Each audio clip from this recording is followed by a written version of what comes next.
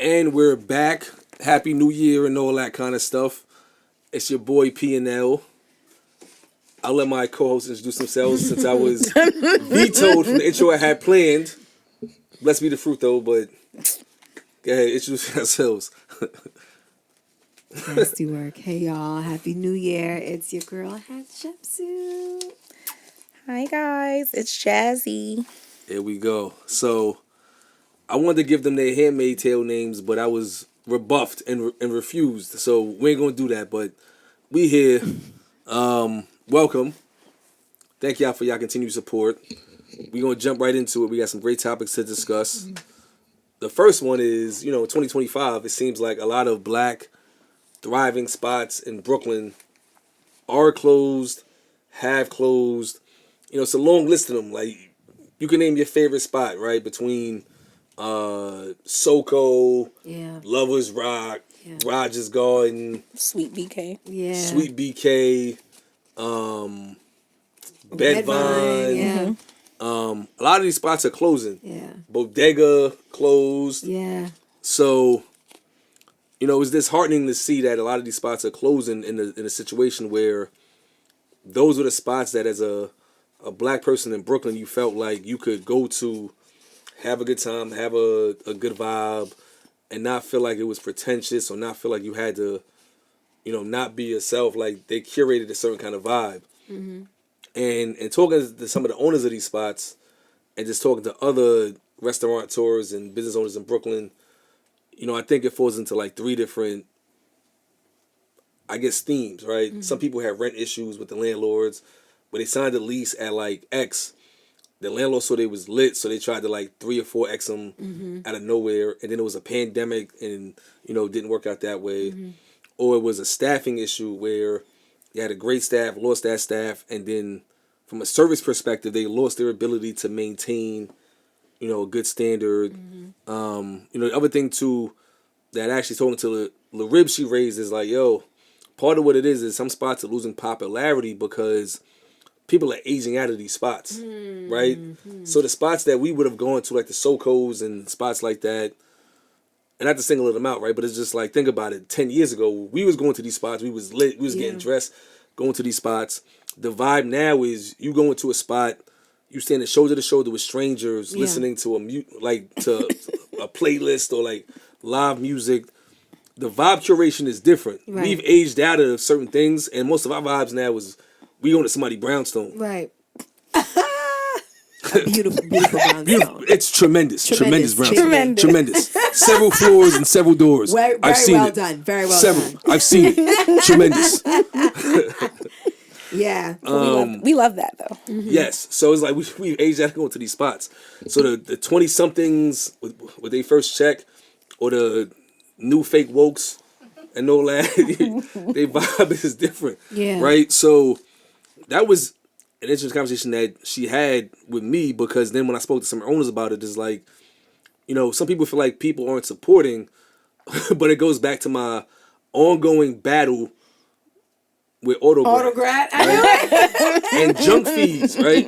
And it's just like, I just came from my mother-in-law's birthday luncheon, 14 people. Yeah. And the Autograt was 18%. That's not bad at all. Yeah. That's not bad. Yeah. Not at all. No. And the check was not crazy. The bill was not crazy. Nice. Right? What's this establishment, might you ask? We know they haven't paid you anything, but No, I'll plug them because they official. Shout out to Stella's BK. Okay. On 9th Street in South Slope, Park Slopes. They just reopened. They had a fire. Yes. I had tried to go to them, and it was like a week after they had a fire. Yikes. But okay, they're back open. It's tremendous. Okay. Shout out to them. The owners are lit.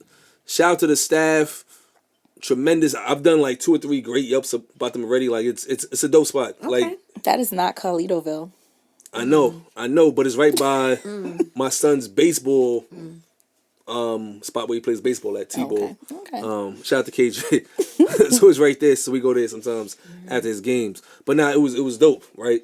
The 18% was well earned, and that piece around service is not stressed enough. Mm-hmm. And I think sometimes people don't realize is that if I'm a black well, I'm a black, right? But it's like, I got options, right? So if I'm trying to figure some shit out to do, and I go to your spot and you look at me like, this nigga Janolo, like, he's a black, I'm over blacks and I just work here, and your service is off and your shit is trash. And I'm not saying any of the spots we mentioned had this issue, right? But I'm just saying from a general perspective of context in terms of why some people get turned off by black spots.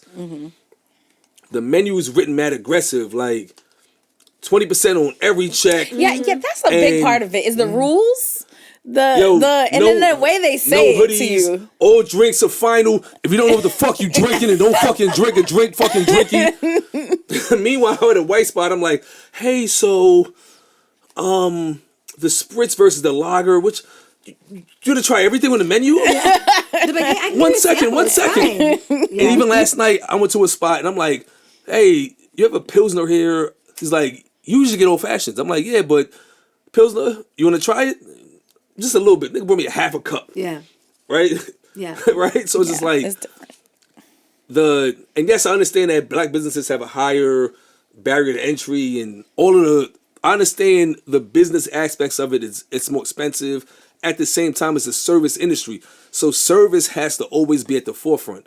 People can't be waiting 45 minutes for a drink. You can't have, and me personally, my own pet peeve is aggressive security. I don't like aggressive security guards. Yeah. I don't like the bouncing niggas being aggressive with me. Don't talk to me crazy. Don't touch me. Yeah. Seriously, like, a bouncing nigga one time tried to get wild aggressive with me, and the owner was like, yo, chill out.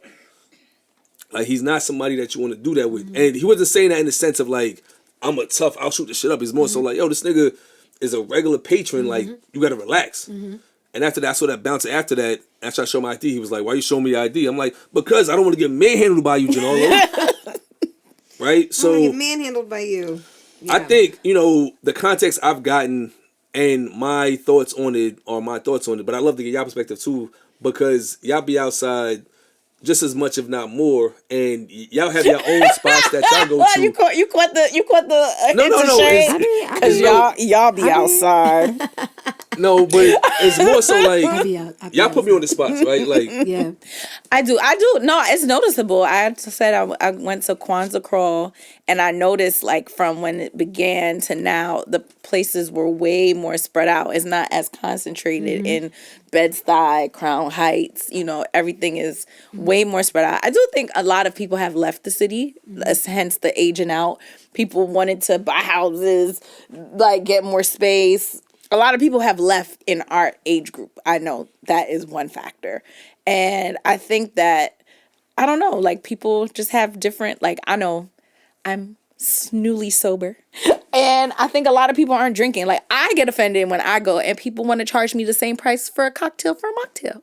Because why? Yeah. It's really just juice. It's juice. You're giving me juice. Why are you charging $18 for juice? Instead of that, you know what you do?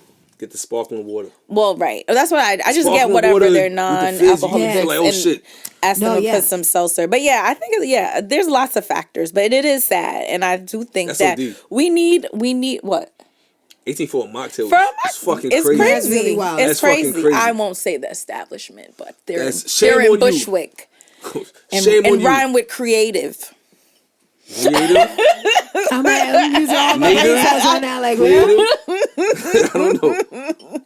But yeah, no, it's sad. I don't know, and I think I saw a news article on all these closures in Flatbush where there was a landlord that closed basically a row of business fronts because they're going to probably knock down the block and build up another apartment tower that no one asked for. Yeah. That no one lives in, because it's just be all 20% occupied. Yeah, we need to be mad at Bill de Blasio, to be very honest. Really? It was him? Yeah, he was broke. He didn't have no money. So there was I'm paraphrasing things that have been shared with me about his term, because I was a believer in Bill de Blasio because he was a very of the people type of mayor. And then I was around just far more conservative, fiscally minded, professionals. And they were just he was broke compared to Bloomberg. right? So you needed money to run that campaign of yours. Where do you think he got these dollars from? I mean, development shot through the roof after this guy. And it could, I mean, all that affordable housing talk was great, right? But then the way in which they calculated affordable housing didn't work for people who actually fucking needed affordable housing. So it was just like really weird. And so like all I know is that I hate de Blasio. That's accurate. And I really blame him because he came in with the whole I'm of the people bullshit and like really was making all kinds of whatever deals. You know, in a lot of my voting locally and, you know, just in my attempts to understand how our systems work better, I'm often left like really disappointed by like how people have left this city at the like so vulnerable to people who don't give a fuck about it. You know, just about making money off for of themselves. it. Like, and you know, I'm a big New York. I'm not a like a.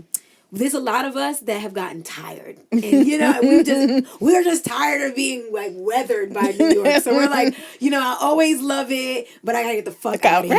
You know, I have a lot of friends like that, and I am definitely somebody that's like, I am born and raised here. I fucking love it. I love New York City. I love being from Brooklyn. She's from Lower Calitoville. This guy. You know what I mean? I love it. You know what I mean? But at the same time, I'm really angry that like I'm not from like, you know, it's no shade, but like not from like Tallahassee, right? Where the likelihood of me being able to buy where I was raised is so much higher than if I live here. You know what I'm saying?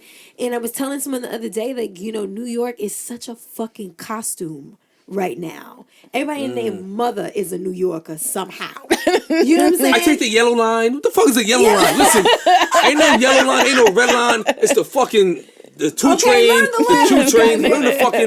Learn the fucking nomenclature. Yeah, but this is and curb your fucking dog. Don't get me started. Don't get me started. We punt dogs. Just kidding. But you know, when I think But about not what's really. happening to like our local third spaces, it's really because these spaces. This is the story of what happens in every spot that is upheld by a marginalized culture. It becomes sexy. People become attracted to the sexy. They move into the neighborhood and they fuck the environment up for what was sexy. It no longer can last there because it either can't exist physically, or the people who move in impose their culture on the neighborhood. And we see that in Brooklyn a lot. Niggas love coming here for the culture. They love all that, you know, whether it's bachata in fucking Washington Heights in the middle of the night, they love to see it on your NYC. But when they fucking move over here, that's when they're like 311, shut it down. We don't want to see it no more. The jerk chicken's delicious, but that Juvette shut it down. You know what I'm saying? And we see it all the time. So in development, naturally, the same thing happens. People are attracted to this. I want to ask you this too, because you understand the space, right? Yeah. How do you feel about the fact that growing up, we saw shit like Brown Sugar and Boomerang, all these movies where it's like, once you had a job, you had like that loft apartment, a fancy apartment, and now everybody got a fucking roommate. Yeah. Like, how do you feel about that? Like, most people that live in New York now, if you're not a 1%er, you got a fucking roommate. Yeah, it's true. It's true. But that's the culture. Like development, a lot of these real, and you would know more about the real estate space though, but like there are people who renovate with the idea that they're going to get more per room as opposed to like a family where they could use this full space for themselves. So you're set. Guilty. So there's a lot. So when I say Shame on her. When I say development, yo, she bad guilty. Look at her. You see how guilty she is right now?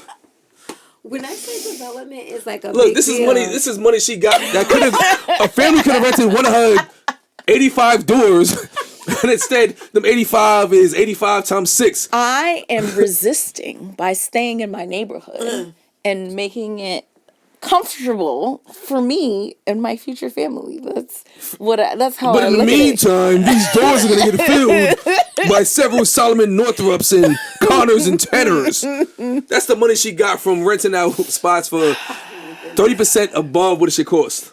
Get your coins though. Listen, get your money. Get your money. That's egregious. Get your money. I'm not mad at but you. Get your money. I think that there should be, again, the affordable housing that was promised is not what has been given. Yeah, and I sure. do think that has to be done over. Yeah. If you're poor right now, like it's really no. Listen, because Fernando Ferreira said this shit in what was that?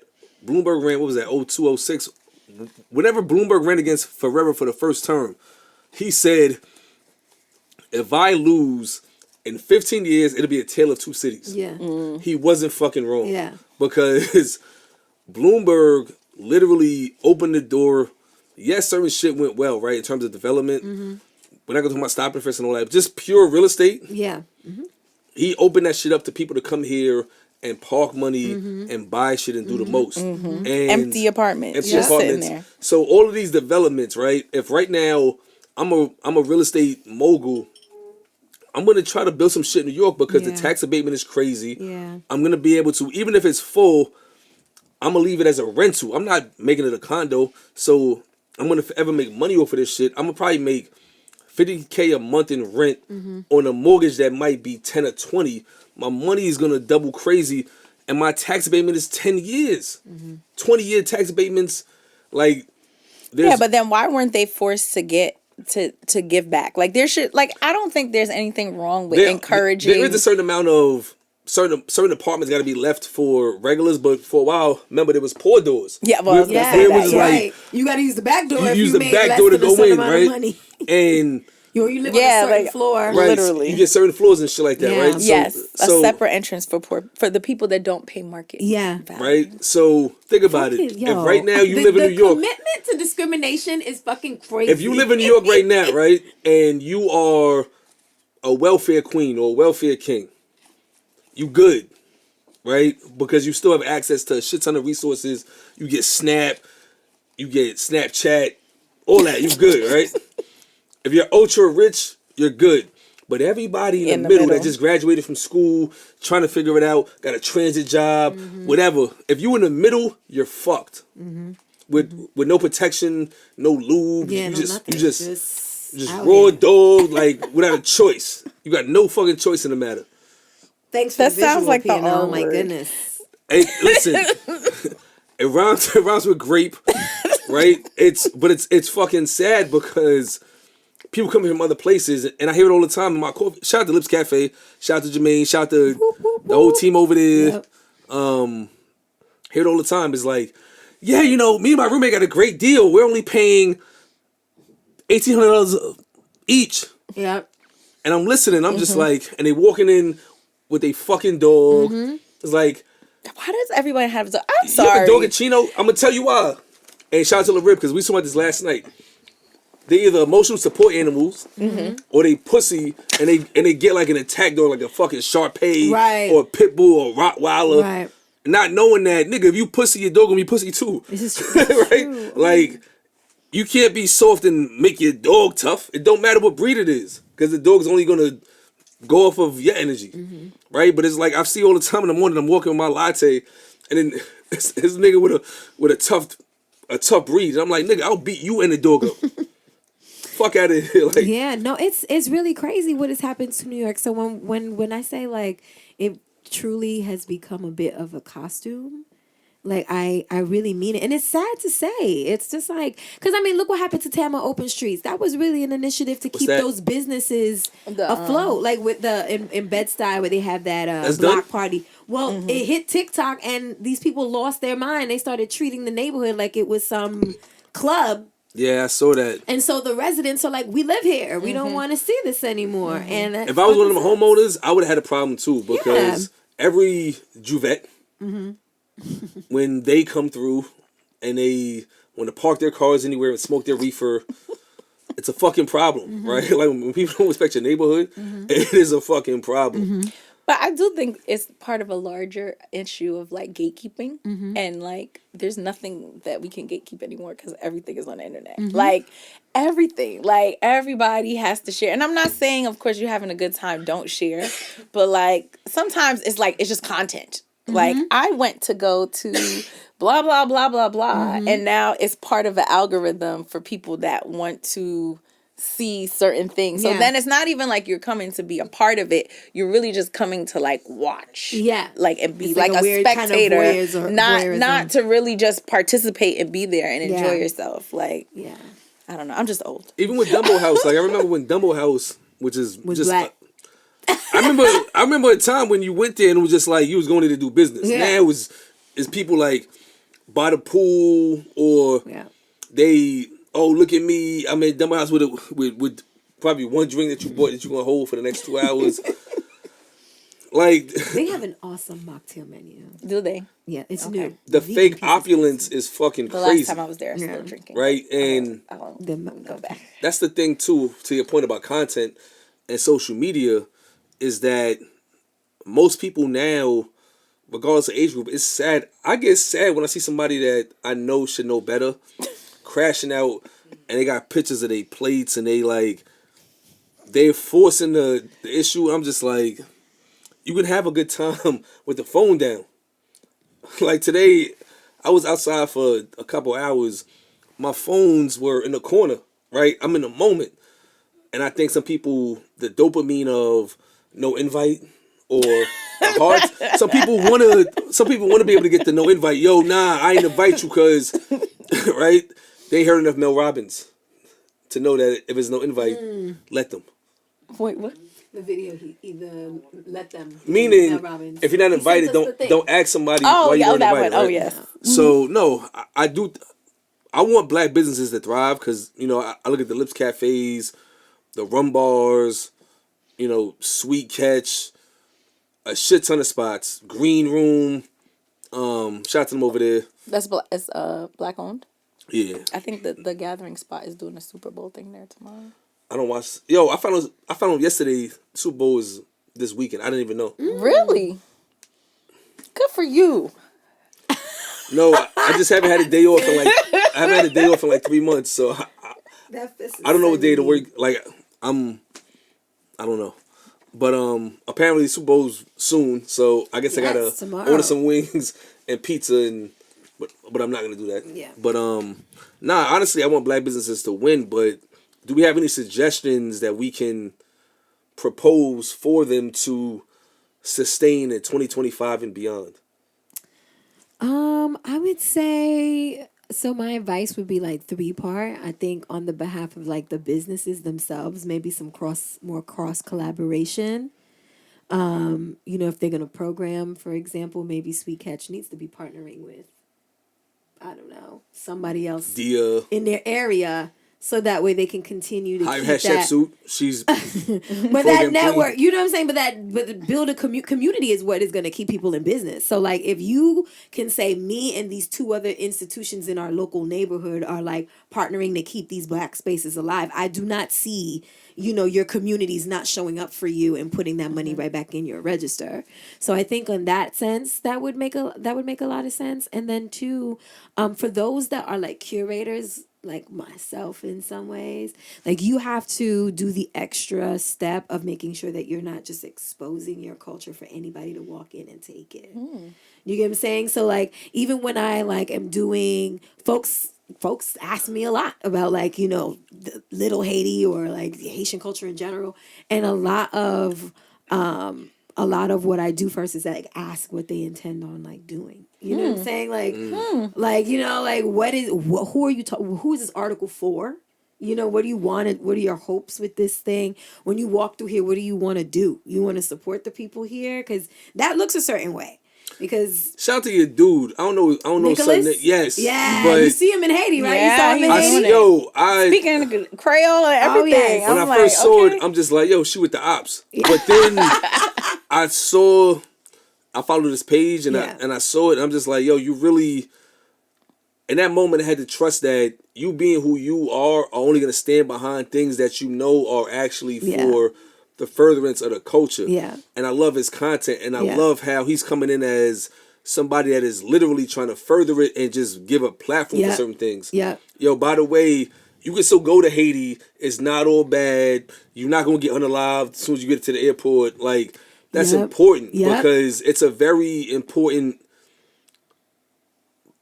I don't want to say narrative, but it's more so like you got to dispel a myth that right now, oh my gosh, Haiti is still beautiful. Yes. Right? That video you put up of, it was La Badie? La Badie, yeah, with all the white people. I was asking, I asked you, is that now? That's now. That's what you on the That's cruise. now. You see, cruise ships have gone to Labadee for years. And Are they still going there right now? Yeah, to this moment, local Haitians are not allowed to go there.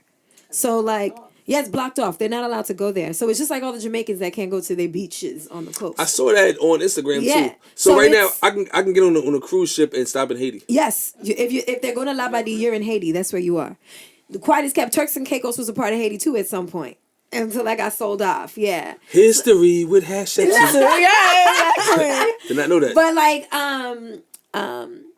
no. So Labadee is a part of Haiti, and it is private. So like, the locals don't go, and the cruise ships almost exclusively use it. So the footage of all these white people basking in those beautiful beaches is like absolutely present. Yeah, day. that's crazy. Because I asked you in the DMs if that was present day. Yeah. Oh, did I not respond? No, I'm you sorry. respond. Sometimes. No, it's fine. It's fine. Sorry. I'm not my followers is not up enough, so I'm not gonna get responded to and know that in the DMs. I get it. It's like who's this nigga? Who's the P&L in my DMs? I don't know this nigga. Social media is so exhausting. It is. It is. exhausting. Like and some people treat DMs like the phone. Really? Yeah, some people. So they were like trying to reach out like on a DM, and I'm just like, that is like not how you get my attention for real. A Like, nigga DM me today, and I'm just like, why is this nigga DMing me? This nigga got all my phone numbers. I'm like, I got bro, 3 ping phones. me. He got all the numbers. I'm like, bro, like I am the way. You know where I live, DMing me. Like I'll just get to you so much faster if it's like on my actual phone than if it's like in the DMs. So sometimes it's just a lot. But I'm really proud of what he is doing, how he approaches his work too. Nah, I rock with son. Yeah. And he did say that in his view, late night OCAP in Haiti is safer than late night New Orleans. Nola's Really? mad dangerous. Yeah, he was like, New Orleans at night is far more dangerous than his experience and OCAP in Haiti at night. Nola's mad dangerous. I just think the rhetoric is they discourage us from going there, going back, taking part, so that they could go and take whatever piece that they can get while we're fearful. That's exactly to it. go. That's exactly it. That's exactly it. So you say in terms of furthering black businesses, what's your really main- just the businesses working together. Cannibalization wouldn't work. I think more collaboration will work. And then 2, curators of vibes in general. Like it doesn't mean that we need to keep certain people out the vibe, but I think we need to take the extra step of branding the experiences for rather identifying the primary audience and really doing a good job of cultivating something bespoke to them first. Before we're like, okay, come one, come all. You know what I'm saying? It's like if I'm in this largely Italian neighborhood, doing something on behalf of the businesses in this neighborhood, it would have to reflect the neighborhood first. Like they have to be some foundational things that are happening to serve them first. And then at that point, we could be like, here's the special night where we opening it up to Italians and Russians over here. You know what I mean? Like, but until that, it's all Italian everything, So I think, as a people, we're very generous because we're very abundant in nature. Mm-hmm. But I think that, maybe there's a time where we need to build some sustainability plans for our communities in terms of hospitality first. Sorry, Karen. Yeah. You can't have any coleslaw. Yeah, and it has to be a plan that includes the people who curate the vibes, who market the vibes, the influencers, the artists, the people who get money for the real estate agents, the property owners. Everybody needs to be a part of that. All right. Yeah. Jazzy, what about you?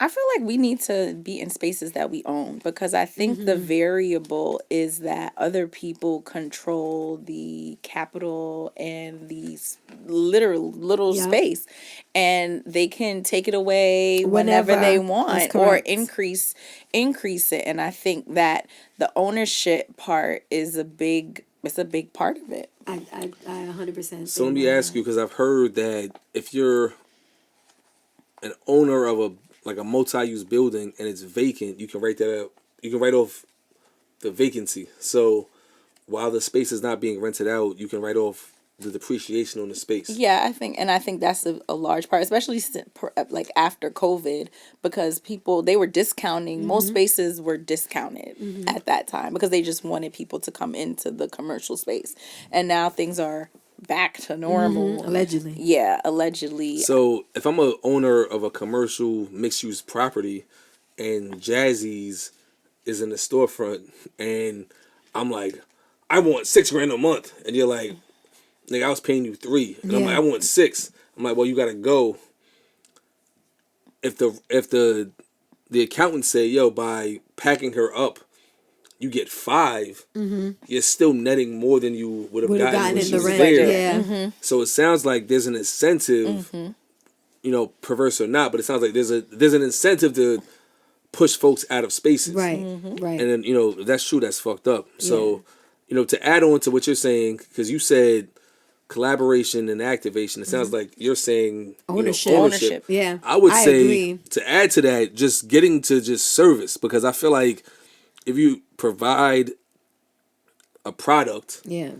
that people want and it's good, they're gonna spend the money. But I think because there's so much competition and there's so many different opportunities and There are also mad bars. I'm not there's saying there's mad spaces now, right? So it's like different spaces. If I can go to a white boy bar and feel like it's one, it's probably gonna be cheaper, but 2, I can go in there and it's not like a bouncer trying to manhandle me.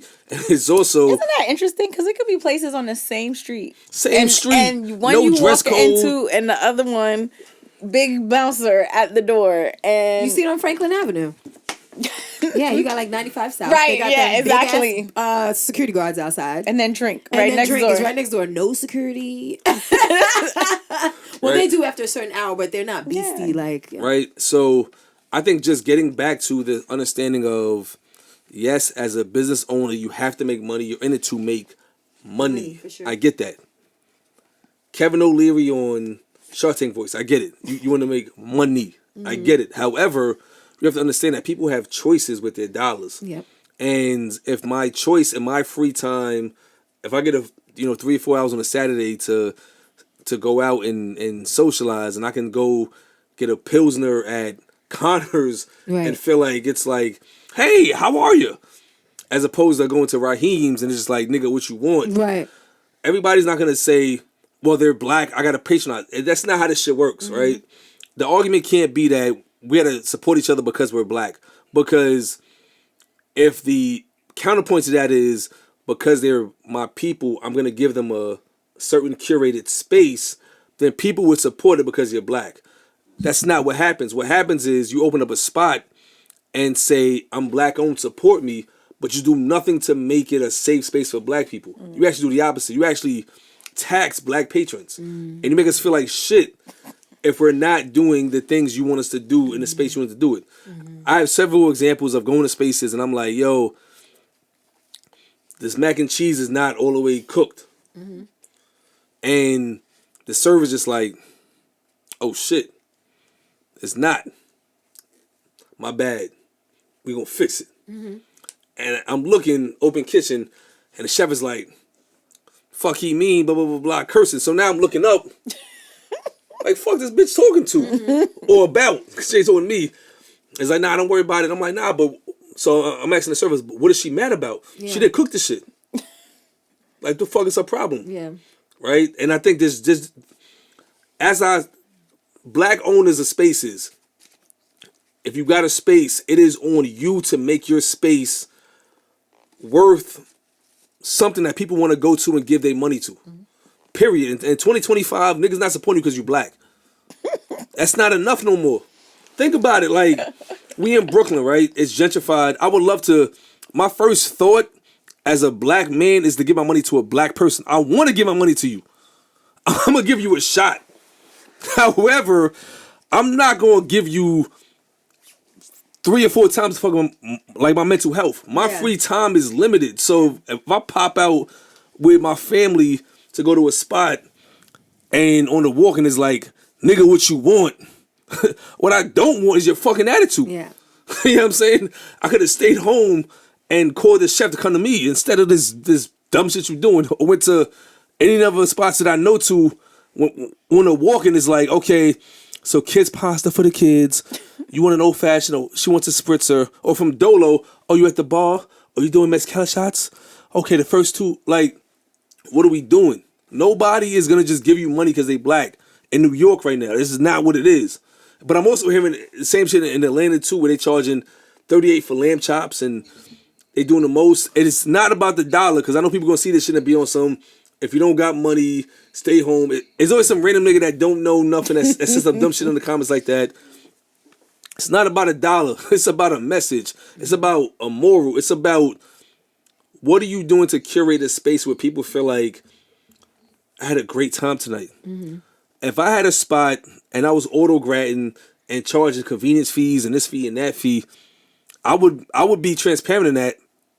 But I would also make it so that from the time you walked in there, you felt like, damn, this shit is lit, right? Like you would feel like, damn, you know what? These motherfuckers made this shit worth it. Like, they charge a little bit more, but this shit is worth it. Like make motherfuckers feel like they want to give you their money. Yeah. Like, I never understood. I'm sure that if this happens in my life sometime in the future, I'd be fantastic at it. But, like, I never understood why people pay for VIP and, like, someone didn't take my coat when I got there. Someone didn't walk me to my... I mean, after you walk me to... Take my fucking coat. That's one. You know, I'm serious. Like, I shouldn't be using the same commercial elevator everyone else is using if, in fact, I need an elevator to get to my spot. There is no, like... Poland Spring, like, you know what I mean? Mm-hmm. Like there's a certain caliber of. It better be fucking Saratoga at a minimum. You get what I'm saying? At a minimum. Like, but beyond that, it's like I just feel like even in the nuance, you should know my name. Whoever the hostess is, you should know my name. Mm-hmm. Like, I can get these bottles from the liquor store for a quarter of what I'm spending. And why are you standing? I'm spending hundreds of dollars. Why are you standing up? Why is it plastic cups? Exactly. The fact that, like, they be like, oh, VIP stand on this line is egregious to me. This is why I don't support VIP. Because to me, get on a line after I'm paying you $1,500 for some bottles I could have been paying $30 for. There is no line. There's no line. The owner himself need to come get me. And why is it plastic cups? Motherfucking front door. Why is it plastic cups? No, I'm serious. But to your point of service, I think in a city like New York too, which is a global city, right? Like, so some cities out here, and there's no shade to anybody's city, because the last thing you need is like city beef, you know. My city. Right? You know what I'm saying? I'm not really going there or whatever. But like some cities, the LAs of the world, the Atlantas of the world, the Chicagos of the world, and certainly in New York City, there is everything yields to capitalism. Everything yields. So even in the, like, shopping black is a very social activist thing, right? But social activism in a hyper-capitalist container, it's going to yield to capitalism. So what we're seeing in terms of, like, your service fees, your all this being passed down to you, even if you use a fucking credit card versus using cash, you pay an extra surcharge. That's all shit that the business should be absorbing, but they don't want to, so they're passing it off to you. It's no different than when a developer builds a new building and everything's fucking electric. All your utilities are electric. Guess what they just did? They passed that bill on to you. You get what I'm saying? So it's like no different. And I just find that, like, maybe if we want to see a change in some of that, we're going to have to evaluate where our values stand in terms of capitalism. Like, because it's going to yield to it. Like, New York City, this is just what it is. Like, if you can make it here, that means you can make fucking money. And not you can make it anywhere. No, it means that you know how to get to a bag fast. It's the only people who can survive in this bitch. But like, you know, I think the reason we're experiencing this with some black businesses is because our value system not that strong. And that's just some shit we gotta eat that. Like, we don't be standing on shit for real. They standing on target, allegedly. No, and we love to see it. I kept my black ass out of Starbucks and all the other things or whatever else. But like, that's just not what it is. And like, and I'm not trying to make black people seem like incapable of organizing, because that's in our blood, right? But we are in a container, and that container has been doing what that container's been doing for a long time. And so when we are like, oh, how could, like, when I hear conversations about, like, at a larger level, how could Americans be okay with Trump just being president? And it's like, it's not that Americans are okay. They're fucking tired. You know what I'm saying? Like, they're exhausted. It's like, what other fight? We got to focus on what's in front of us, so we don't got enough to be, like, fighting at this larger level. So I think a lot of businesses, it's like that for them. They want to be good to you, but they got to try to exist. They got to cover overhead first. You know what I'm saying? Speaking of 47, Lord. You know, you brought him up, so I'll take the baton. We're not saying the T word anymore, right? We're just referring to him as 47. 47, in the same conversation, because we're not going to beat a dead horse, and we're not going to get into the woe and the Kamala and all that. We're not going to do all of that, right?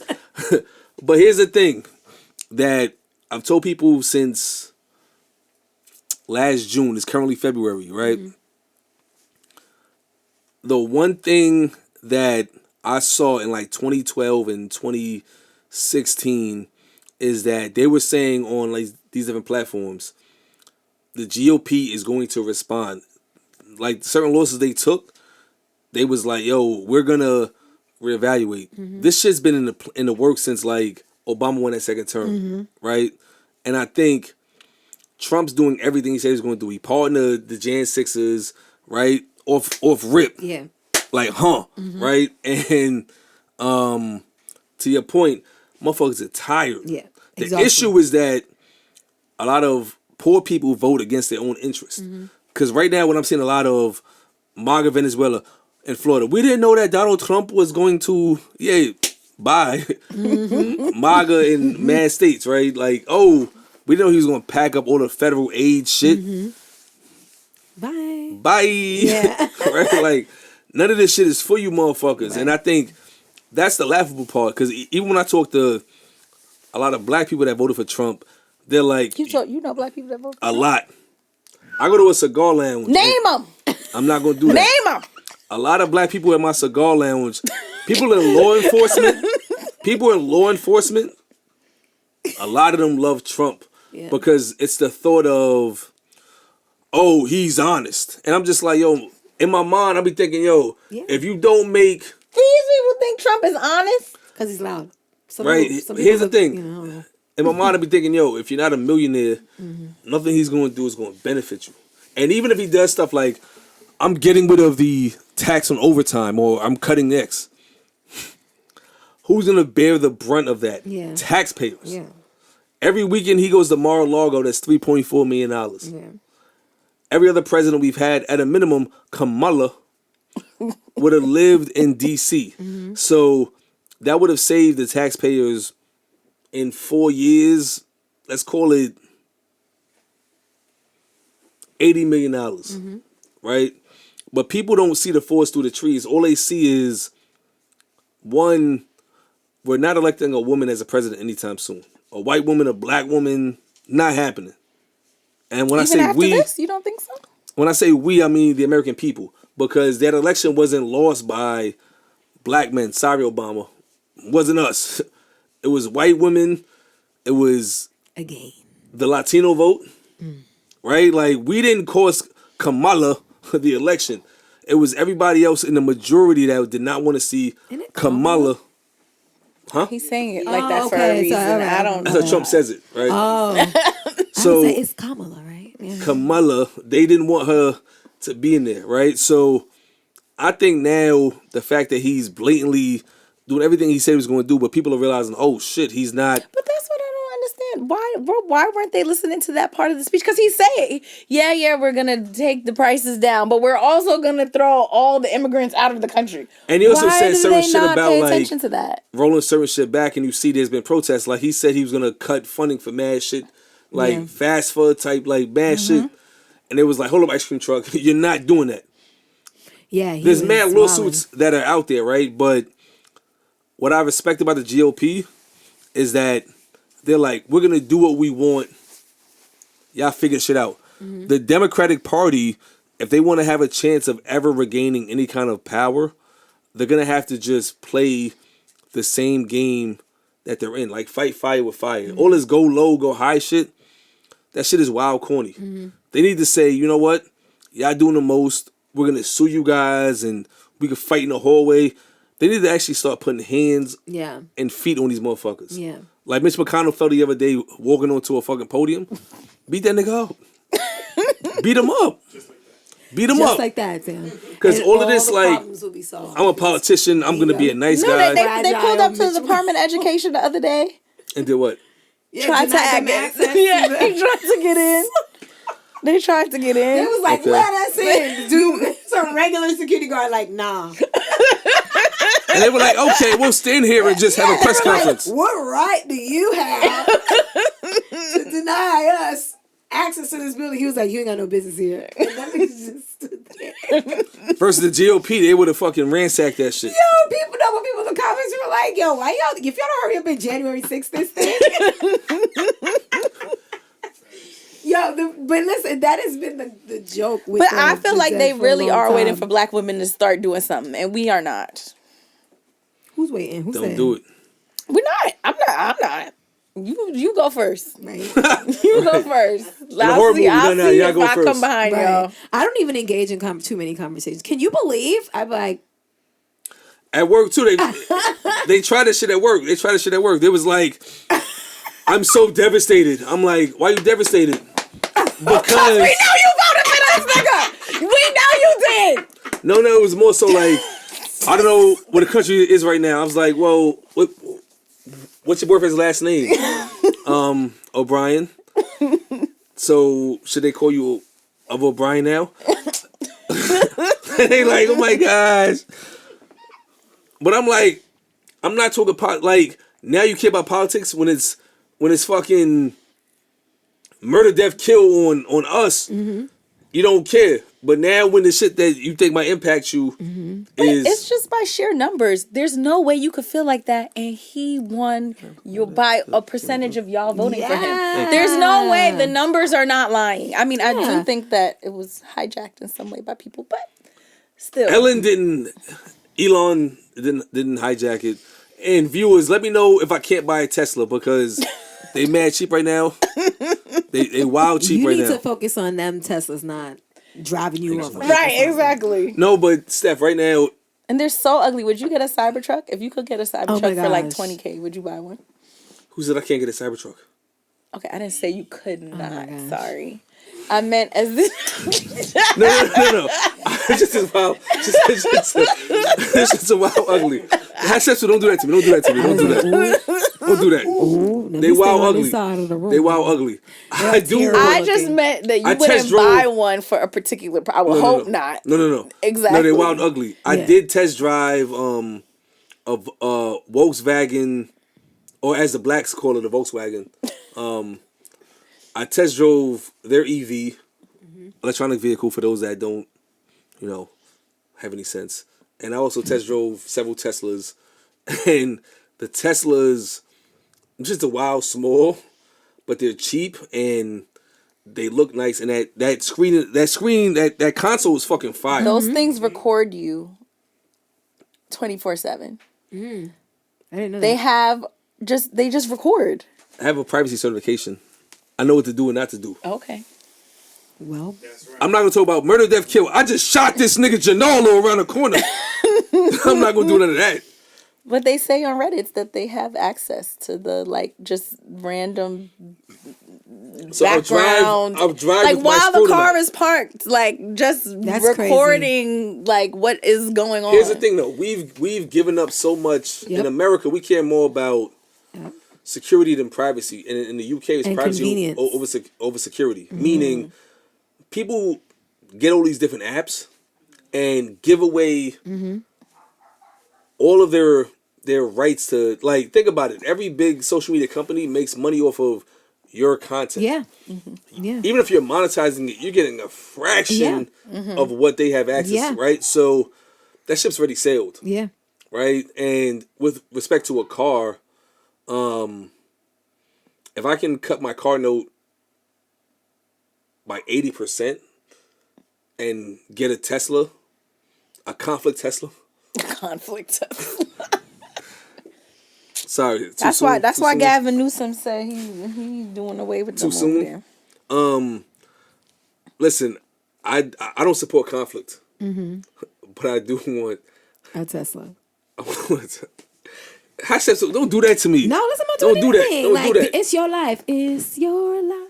Don't do that. Nah, but I will say, Wait, I will say this much. I do think that as a people, we do need to stand for more things. I might not buy a Tesla this weekend because you said that. I'll push it out a few more months. but I do think that administration wise, I just want everybody out there that's listening, listen, if you're a poor, and you voted for Trump, you're getting everything you chose. If you're a person with a couple of dollars, you know, it is what it is. But even if you're a black person, you got to realize, like, this shit ain't for you, man. Like, certain shit that they doing is going to impact you. In The Handmaid's Tale, married blacks was driving bread trucks. Right? Like, we're not going to be the ones that's in charge of Gilead. I don't know the references. I didn't watch the show, but So Gilead is what they turned everything from fucking Maine to fucking DC into. Okay. Right? It's gonna be like a totalitarian society, Okay. like very theocratic, very based in religion and Got all it. that. And if you're unwed with a kid, niggas gonna pack you up. right. And if you're somebody that can bear fruit, as they call it, they gonna give you to somebody else's family. Right. You're gonna be of innocent, Right. right? Of Jacques Pierre, of Wilbur, right? Like, but the most actionable step that you can do as a person right now that is watching this, that is like, oh shit, what do I do? It's crazy outside. Go fucking invest in the stock market in an ETF and get you some money. But the other thing too is find a black business that you rock with and support it. I go to Lips Cafe a few times a week. I have a coffee machine in my house, but I go there and still spend my money just to give them that, like those dollars. He don't need my money. He Right. get into the bag, right? Right. But it's just like I still do that to, you know, feel like I'm giving some money, and I spend money. I eat out more than I need to. Like, even if I need some green juices or whatever, I walk down the Ave and I'll go buy like some random herbs and minerals and whatever. I'll buy Haitian patties. You put me onto the spots to go to. Cause I was going to the wrong spot and I was getting more dough than filling. We're not gonna say no names. We're not gonna say no names, right? Okay. But support the local businesses, right? And civically get engaged. We've been saying that shit for fucking 3 or 4 years now on this fucking podcast. Yeah. People do not go to the shits. They don't vote. Even if they do vote, like on the ballot, they just Democrat. Yeah. But do they actually go to like the local meetings? Are they at the local councilman or councilwoman's office or assemblyman, assemblywoman? Right. Are they at the Yvette Clark's or the readers' offices saying, yo, I need $20K? They're not doing none of that shit. Instead, they talking about 50 Cent beefing with Herb Gotti's corpse. Right? They not thinking about shit that actually matters to them. Yeah, we could stand to use some more. I think like some discretionary funding should go towards like free civic courses I agree. for the community. Like, you know, at your library, learn how the fucking government works. A course in civics should be like a 101. You know, what does your... I remember when I entered ComDev and like creative placemaking. What's ComDev? Community development. Thank you. Everybody don't know your acronyms. Oh, true. So community development. This gentleman is now one of my mentors, but he gave me literature to read. So it was like, how does this city work? Like, what does an agency like this do? And, you know, getting the fundamentals was important because I didn't know. It's like a network that operates behind your entire city and you have no idea. Really know. You know? And so when I discovered it, I was like, oh, snap. Somebody designs how we live. Yep. Wow. Like somebody could shape who's coming. You know what I mean? Like when you realize that, and then you also put two and two together and realize how much we're not in that space. It's like, oh, snap. No wonder our stuff is looking too reactionary. We're too much like, yo, he ain't do nothing. Instead of going to the precinct and being like, yo, listen, on this block, y'all niggas can't come through here without a fucking warrant to touch nobody. Because if you do, we out here 100 deep. Right. And they'll say, you know what? Don't go to that block and bother motherfuckers because I don't want to deal with that shit. Right. But people don't realize that there's power in that kind of organization. Right. Right? And, you know, we have Join your local block association. Yeah. Guys, I'm now the president of Yeah. my block Congratulations. Congratulations. Block party coming soon. Block party coming soon, but please be active. Like, thank you. Spray you. Spray, hey, sister, we spray, sister. Yes, manifest this budget for the block party. But yeah, no, I know, like, I noticed that, especially now that there's 47 is back. What podcast getting money like this? You know what I'm saying? Oh yeah, niggas fighting over bread I noticed that people are becoming more active and like people. I'm very excited because people are actually trying to do something, and I think the moment is here for us to do things. And I think at least people are a little bit more engaged, willing and engaged. Yeah. So we Speaking have to of the seize moment. But what you said about ownership, solid, 100%, 100%. You're welcome. That's free game. That's free game for y'all. And you know, because we care so much about the people, V Day's approaching. Valentine's Day 2025. Right. Yep. I'm a saved, healed human, so I ain't gonna say nothing crazy. But Galentine's Day, Palentine's Day, I'm gonna give y'all the perspective of, if you're wondering, how do I date or how do I impress somebody in 2025? I got you. You're welcome. Don't be afraid. Don't be afraid to tell them how you feel. It's real love. Sky, you know, real love the song. Okay. Yeah. Listen, fellas, in 2025, it's really simple, right? Do not lead with your wallet when you're trying to impress these ladies out here. Don't lead with your wallet. If she really cares about you, you can bring it to a coffee shop. Hey! I disapprove this message. Hold on. I disapprove of this message. I don't know where this is going, but I disapprove. Damn. I don't know. That's a very strong response. That's a strong response. Niggas don't like lattes now? What? Yo. Jermaine, they don't like lattes, bro. They don't like lattes. Lips Cafe got food. Yo, you jumped out just Lips Cafe has food. Yo, she was like, hey! They got bacon saltfish. They have wraps. They got rasta pasta. No. Why are you suggesting that? What? Okay, I should let you finish. I'm sorry. No, I was fine. just startled. No, it's fine. It's fine. I was. Oh my God, that came from. Therein lies the problem, fellas. Guard your wallets, kings. Listen, guard your wallets, man. Guard your fucking wallets, B. I'm telling you. And why are they guarding it now? Because shit like that. Don't bring me to no fucking coffee shop. Don't bring me to the fucking coffee shop. My uncle was Solomon Northrop. For Valentine's Day. So I'm surrounded by women that are talking about, not for no Valentine's Day, no, nigga. Here's the context. Keep it in context, because it's this vitriolic attacks. Damn. He just likes some viral moments. I'm getting off camera attacks too. Not for no Valentine's Day, no. Whoa. All I'm saying is that if you're trying to get to know a young lady, in general, what is wrong with a coffee date? A spot like Lips Cafe, you can start with a latte and then switch to the rasta pasta, get a jerk chicken wrap. So it's to get started with the intention of going to do other things. No, here's what I'm saying, right? Valentine's Day is a day for love, lust, and everything in between, right? And I feel like you got the restaurant weeks, you got all of the upcharges, you got all of that shit, right? I've been married damn near 12 years.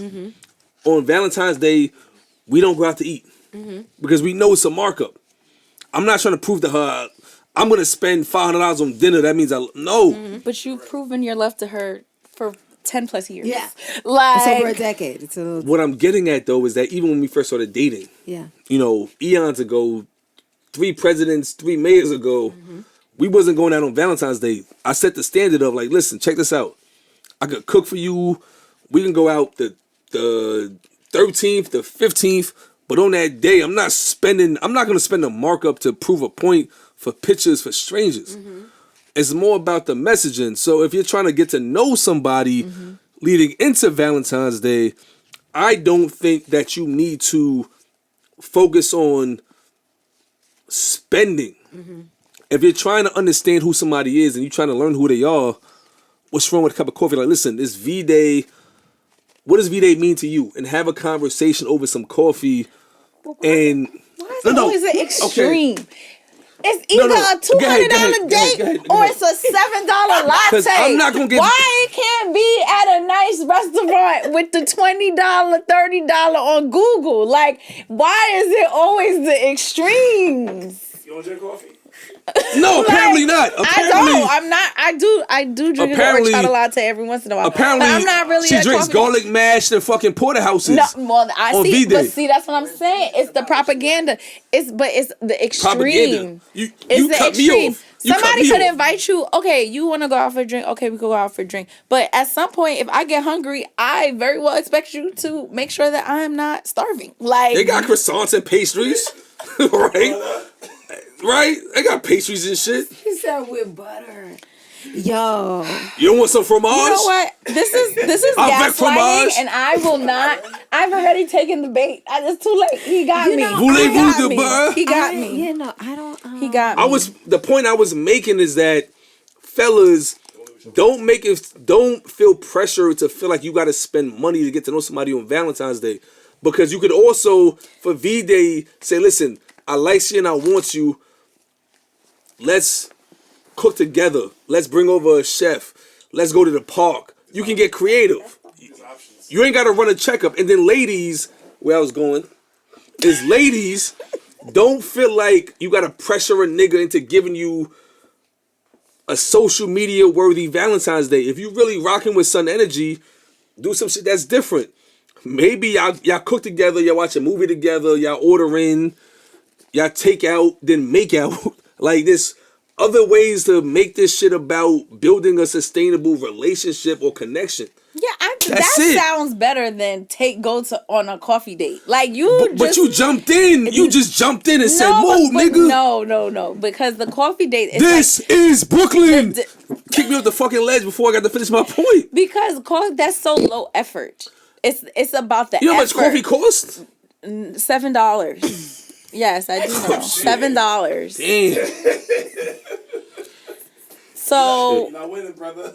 like, why does it have to be so low effort? I'm not saying you have to spend a lot of money. Because it's about the conversation. It's not about the conversation. It's about the effort. And you could not spend money, but you could have sat and thought of like all the things that you've heard me say that I like to do, or things that I want to do. This is early stage, though. You're trying to get to know who you are. Early stage. What? The first time we met, we not linking for the first time on Valentine's Day. So this is we need a better hypothetical. Mm-hmm. Like, if you're gonna be together on Valentine's Day, okay, let's say you've been dating a couple weeks or so. Like, you know enough about a person, or you should know if you've been paying attention enough to craft a day that shows your intention in getting to know someone, and not be about spending, but definitely not be about not being creative and going to a coffee house, which you could have been done when y'all first met. Mm. Just like that. Hatshepsut is going to step into the ring. She's running down from the ramp right now. She going to run into the ring, stone cold everybody, and get ahead, Hatshepsut. Say the day. No. So I'm like, word.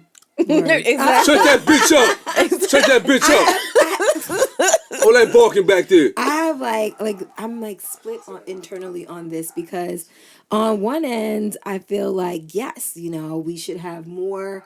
Our relationships should be more than superficial, right? It should go beyond the day. Like, you should know I love you. And this is for relationships that are established. Like you said, these aren't like first dates on Valentine's Day. So to your point, this might be a couple that is comfortable enough going to each other's homes to cook lunch and whatever else. So yeah, I would want to see some of that. And then the other part of me, honestly, and it may be very simplistic, but what the fuck is the big deal about, no.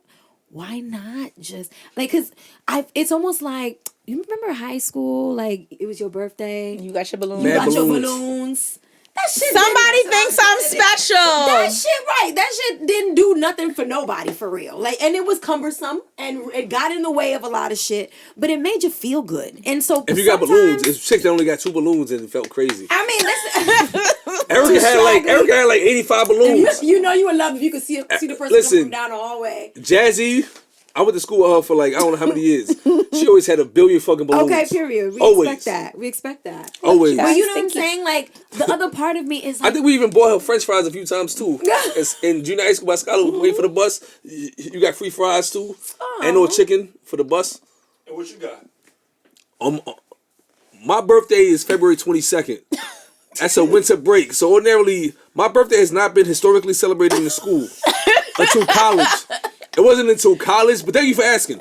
It wasn't until college that my birthday was celebrated, and it was in the dorm. I would get cooked for, and then I would get Okay.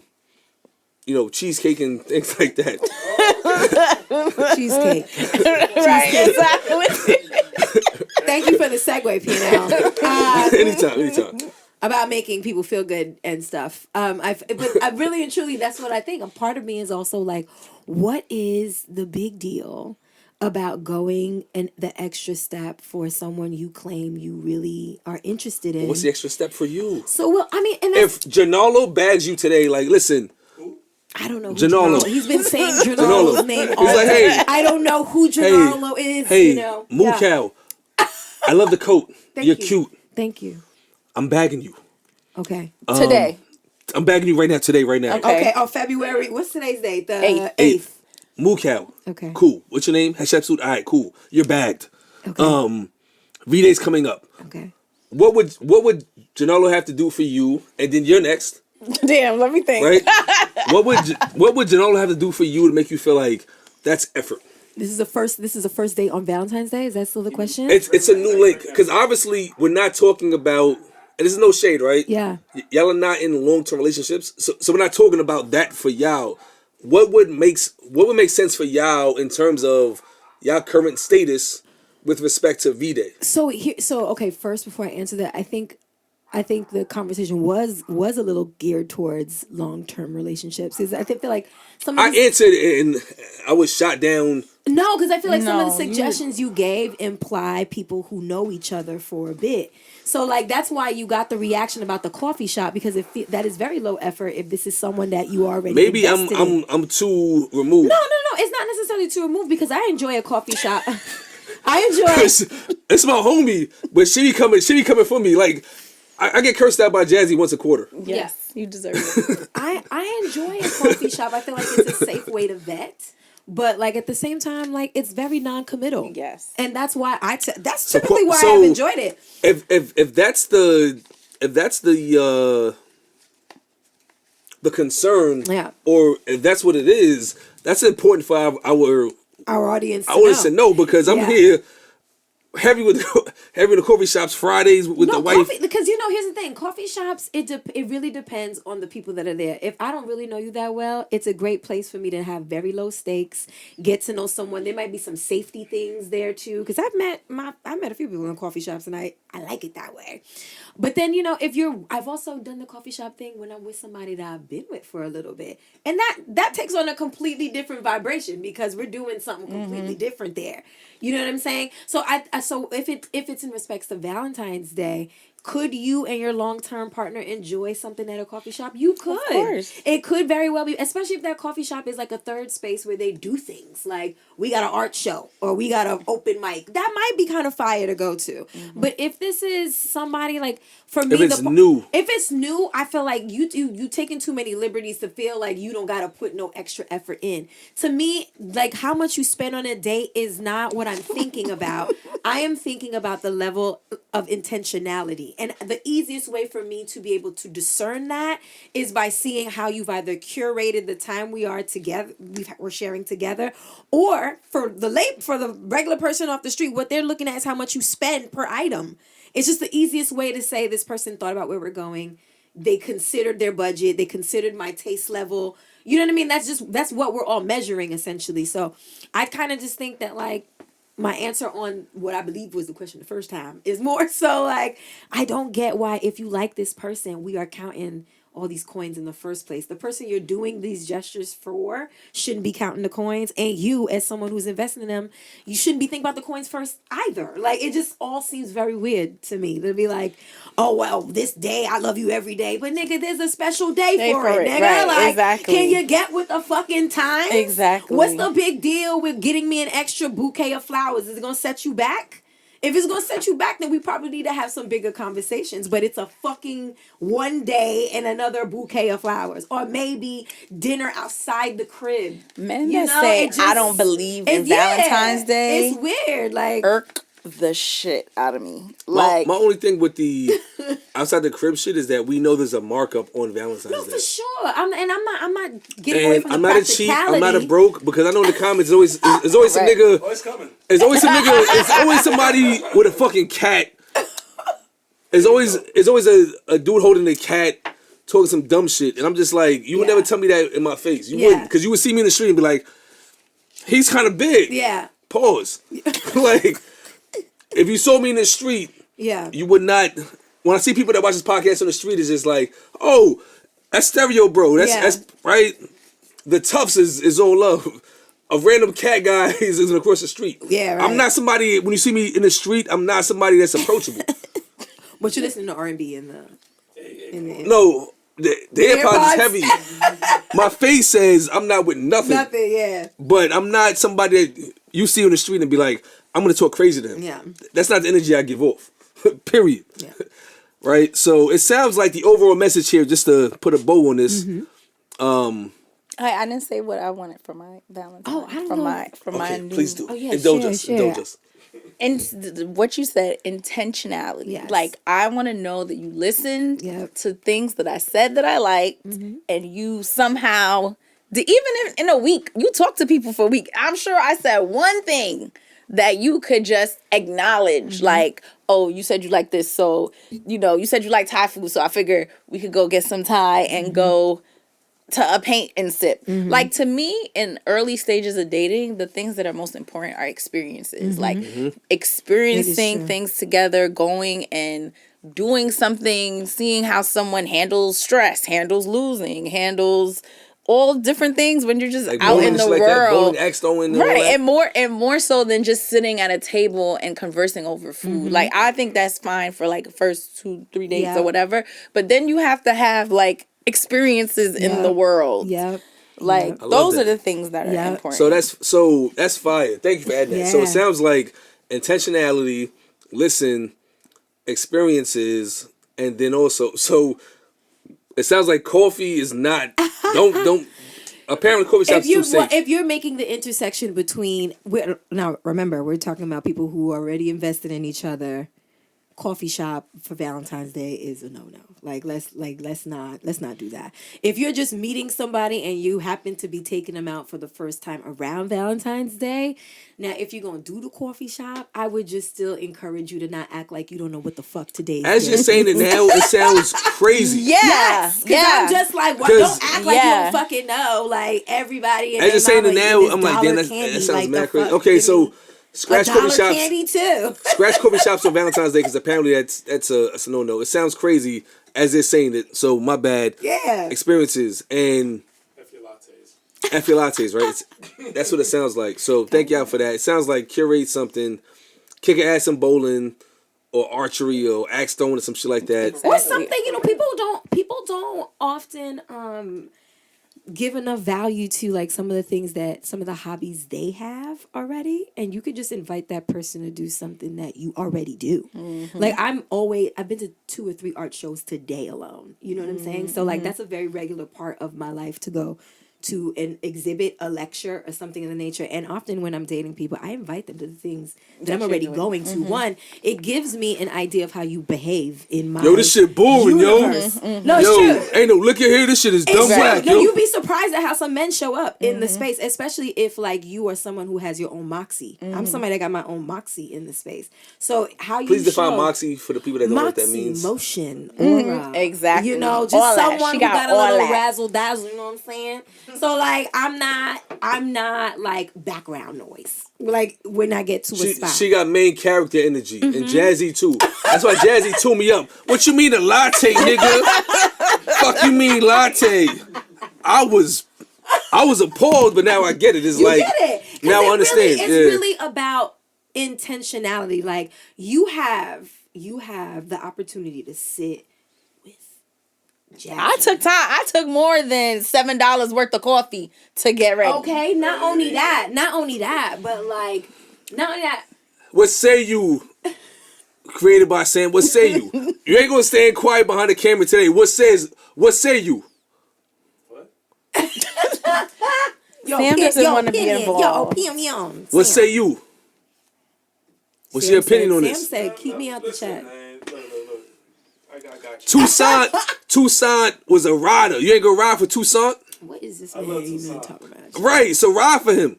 Talk your talk. Don't tell me when this shit turn off. Yo, bro, actually, what I wanted to say was X. Nah, talk your talk. I don't have a microphone to talk. Not you whispering. Into the no, but you know what I'm saying? Like if invite the person into your universe, and so you could see how they are they a natural fit or not. Like it may be something they want to explore too. Like I don't know. We just need to get a little bit more humanistic in the approach. It seems, but Nah, I brought up coffee shop because I've been at Lips and I've seen Saturdays ago I was there working, and I seen somebody on the first date, and I didn't realize at first, but Jermaine was like, "Yo, I think on the first day I was like, why you think that?" It's like because I heard her say, "Oh, I'm meeting somebody here," and they ordered like their own food and they came up separately and they were just talking, and I'm just like, I'm watching, and I'm just like, this nigga has no riz, that's no game, and I'm watching, I'm just like, she's getting lost, more and more lost. I think she's into him, but he don't know how to move. So, what were the indications? What is that? Yeah, how did you discern because that? she is like, she's carrying the conversation. So I'm looking at him. His body language is very much like she's giving like, in my mind, if a woman's into you, a lot of eye contact. Yeah. She might even Touch you. Yes. Yeah. She's complimentary. Oh, you smell good. Yeah. Or she laughing at your jokes. Yeah. And she's sharing shit, and all you got to do is just pull it out of her. Yeah. And she was giving signs of, from what I could see, like she's feeling Son. And Son is just like not taking that shit. Like she passing him the rock and he not slam dunking it. Right. She passing him the rock. He's like fumbling the shit out of bounds, or he dropping the shit. Like she throwing the shit. Like she throwing the shit to him a basket catch. He's like dropping the shit. So I've seen first dates at Lips. Yeah. Right. So that's why I thought of that as a good neutral spot First, for like a first date, okay. You just maybe this is There's also food at Lips. I'm sorry, Yeah. don't take me nowhere where I could just only get a croissant. yeah. Nah, it's food at Lips too. Yeah. There's food. I mean, and it's a thank restaurant God cafe. for them spaces that transition into the evening. You can end up Right. getting wine A and paint and stuff sip later. at the night. Yeah, that's cool. We love those. It's just, and again, there's a safety element to coffee shops. I think that also is like very real. We can't discount that. But like again, like there's other shit to do. I wouldn't do a first date at a bar. I just feel like if a chick go to the bar, she's like, oh, let me get like a Don Julio margarita or like a Don Julio mimosa. I'm like, this bitch is a retard. Like, what's wrong with her? Like, Not a retard. What? Can you even use that word? you're right. I can't use that word. I can't use that word. What's wrong with her? I'm like a retard. Oh wait, I don't know. If we can but yeah. No, so it sounds like curation, intentionality are keys to a successful V-Day. So you're welcome on that. I gotta talk to y'all as my peoples, y'all family, about this Gotham City we live in. I almost sang Gotham City that R. Kelly sang from the Batman movie, but I forgot he's doing like a 30-piece right now with the feds. But what the fuck is happening right now on the train? I've been taking the train, and the shit that I've endured. Hold on. Sister, please. Yo. For the troubles. Yo. I almost want to start driving to work like Hochul, whatever her name is. Perfect right there. Thank you. Thank you, sister, please. Jazzy flew in the whole stylist from the D. What up, though? What up, though? Honey Textures is here from the D. From the D. What up, though? I love niggas from Detroit. I can't. Nah, listen. They so real. They so real. Shout out to all of our I like Detroit homies. Style pizza too. That's my Yes, my shit So too. much better Emmy than the squared, Emmy Chicago. squared. You know. All right, we just bonded real quick. Fuck with Detroit. I love Shout Detroit to B style Ray. pizza. Shout to homie right here too. Yeah, Detroit style. Detroit niggas too. We love Detroit. I love Detroit. I've been taking the train and I don't drive to work because I'm not doing with the whole congestion pricing and all Yeah. that. Right? But the fuck is But happening? don't you pay like $6 on the train? It's only an extra $3. I don't pay anything on the train. I just use my wife's transit check. I don't pay anything. I think it might cost $3. I don't know what it costs. I think it's something like that. $3. It's like $2.90. I just boop with the phone. Yeah, boop. same. Yeah. But the fuck is happening on the train right now? So I'm gonna tell y'all a story. I posted this on my IG story, but it made me like legit concerned, right? So most mornings I get on the train, there's a hobo or two sleeping on the train. There's a nigga with black ups playing music with no headphones. There's a bunch of niggas with ski masks on thinking they tough. That ski mask don't make you tough, make you dirty. Niggas like me that been through actual real life shit is not scared of a nigga with a ski mask on. I am. You're terrified. I'm scared of you. Just cause Because why I you gotta- got a ski mask on? just cause I got Why? a just cause I got a suit Yo, I on. be giving you your full 6 feet. Like, Just cause I got a got suit it. on and you got on the ski mask don't mean I'm yo. I don't know, babes. I saw some shit on the gram the other day where a dude was just like, yo, my name is Spray Mysterio. And Spray Mysterio. Yo. yo, these young dudes is crazy. Spray Mysterio, not Ray Mysterio. Nuts. He's a serial killer. It was on the gram. I can't remember his son's IG name, but he was like, he walked into his sister's room. He was like, yo, what the fuck you doing in my sister's room? He was like, yo, I'm doing more than laying on her bed. He's like, yeah, they call me Spray Mysterio. Matter of fact, give me some juice before I shoot you.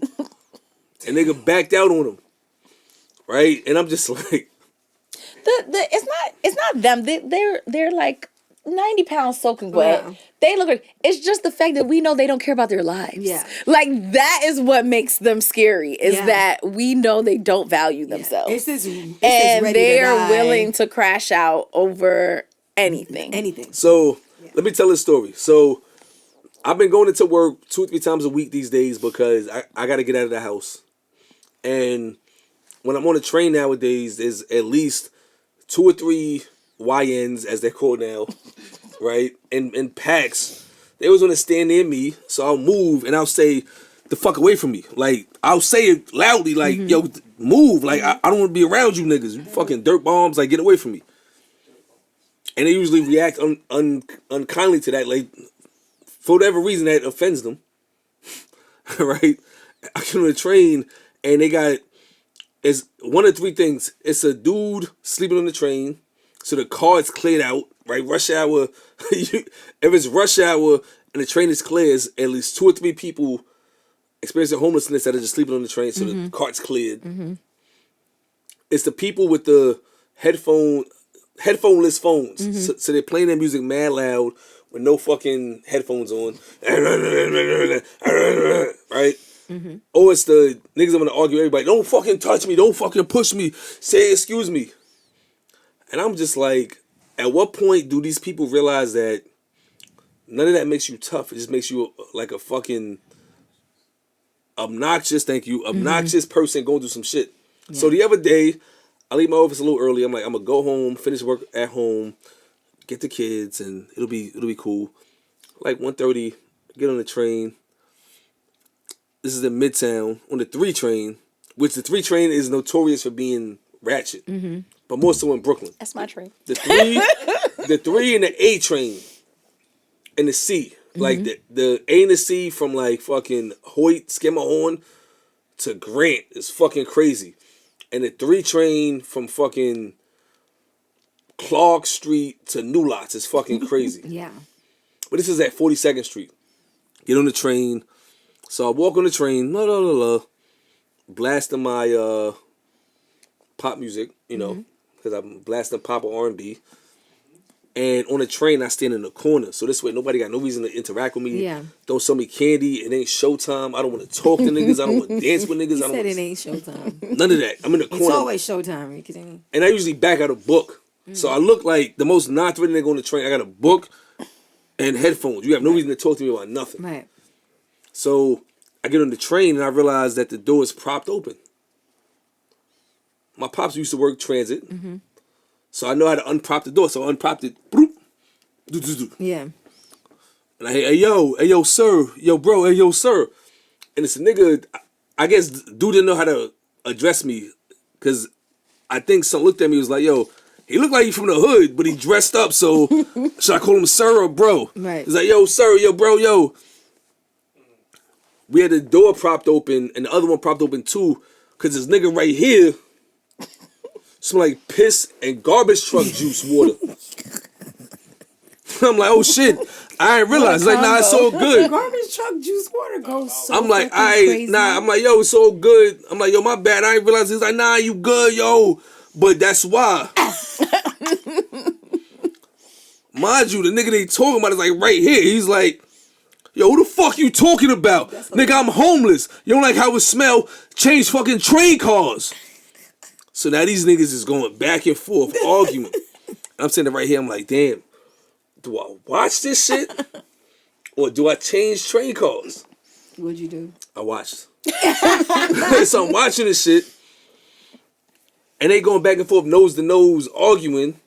It's like, yo, I'll fuck you up. I'll really fuck you up. I'm one of them ones. Yo, I'd have watched too. the homeless nigga is like, he's going in. Yeah. I mean, he probably got a few reasons to throw some haymakers at people. Like, and, eventually I did change train cars, but I'm also like,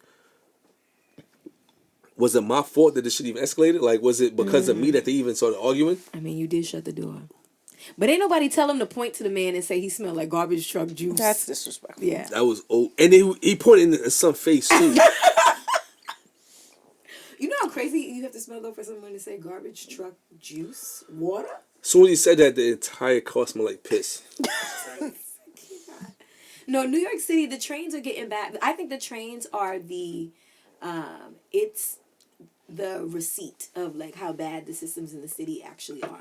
I think it's the one place we can't hide it, and that's why it looks so fucking crazy because it's underground. It's almost like you don't see it unless you have to see it. And if you can maintain a certain level of functionality, most people won't complain because they're still getting where they gotta go. But I think that like all the systems that have been overwhelmed, all the systems that have been underserviced or whatever, they all their receipts show up in the subway, and like.